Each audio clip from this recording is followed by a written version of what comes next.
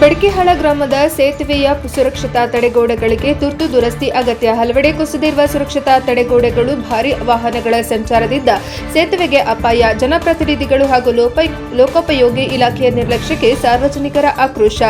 ಬೆಡಕಿಹಾಳ ಕರ್ನಾಟಕ ಮಹಾರಾಷ್ಟ್ರ ಗಡಿಭಾಗದಲ್ಲಿರುವ ನಿಪ್ಪಾಡಿ ತಾಲೂಕಿನ ಬೆಡಕಿಹಾಳ ಗ್ರಾಮದ ನದಿಬೆಲ್ಲಿಲ ಸೇತುವೆ ಈ ಭಾಗದ ಪ್ರಮುಖ ಸಂಪರ್ಕ ಸೇತುವೆಯಾಗಿದೆ.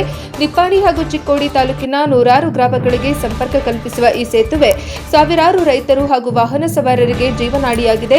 ಆದರೆ ಇಂದು ಸೇತುವೆಯ ಸುರಕ್ಷತಾ ತಡೆಗೋಡೆಗಳು ಹಲವೆಡೆ ಕುಸಿದು ಬಿದ್ದಿದ್ದು ಉತ್ತರ ಭಾಗದಲ್ಲಿದ್ದ ಕಬ್ಬಿಣದ ರಕ್ಷಣಾ ಆಂಗಲ್ಗಳು ಮುರಿದು ಹೋಗಿವೆ. ಇದರಿಂದ ಸೇತುವೆ ಅಪಾಯದ ಅಂಚಿನಲ್ಲಿದ್ದು ಸಾರ್ವಜನಿಕರಲ್ಲಿ ಆತಂಕ ಮನೆ ಮಾಡಿದೆ.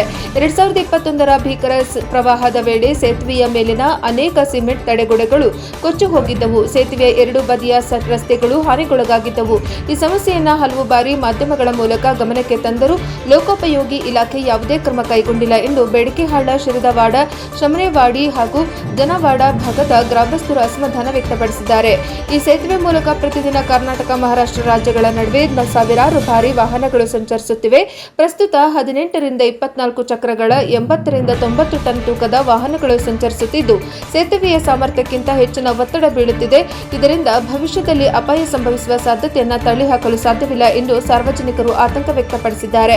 ಸುಮಾರು 62 ವರ್ಷಗಳ ಹಿಂದೆ ಅಂದಿನ ಶಾಸಕ ಎಸ್ ಪಾಟೀಲ್ ಹಾಗೂ ಶಮನೇವಾಡಿಯ ಶಿವಪ್ಪ ಪಾಂಡೇರೆ ಅವರ ದೂರದೃಷ್ಟಿಯಿಂದ ಅಂದಿನ ಮುಖ್ಯಮಂತ್ರಿ ಎಸ್ ನಿಜಲಿಂಗಪ್ಪ ಹಾಗೂ ನೀರಾವರಿ ಸಚಿವ ಬಸವಲಿಂಗಪ್ಪ ಅವರ ಅನುಮೋದನೆಯೊಂದಿಗೆ ಈ ಸೇತುವೆ ನಿರ್ಮಾಣಗೊಂಡಿದ್ದು ಪ್ರವಾಹದ ಅಪಾಯವನ್ನು ಮನಗಂಡು ಸೇತುವೆಯನ್ನು ಎತ್ತರದಲ್ಲಿ ನಿರ್ಮಿಸಿದ್ದರಿಂದ ಹಲವು ಬಾರಿ ಮಹಾಪ್ರವಾಹ ಬಂದರೂ ಈ ಸೇತುವೆ ಜನರಿಗೆ ನೆರವಾಗಿದೆ.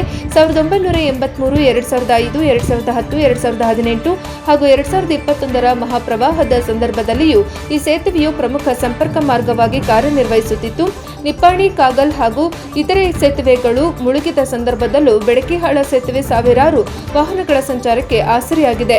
ಹಳೆಯದಾದ ಈ ಸೇತುವೆಯ ಸ್ಥಿತಿಗತಿಯನ್ನು ತಜ್ಞರಿಂದ ಪರಿಶೀಲಿಸಿ ಭಾರೀ ವಾಹನಗಳ ಒತ್ತಡ ಕಡಿಮೆ ಮಾಡಲು ಪರ್ಯಾಯ ಸೇತುವೆ ನಿರ್ಮಾಣ ಮಾಡುವಂತೆ ಗಡಿಭಾಗದ ಜನರು ಸರ್ಕಾರಕ್ಕೆ ಒತ್ತಾಯಿಸಿದ್ದಾರೆ.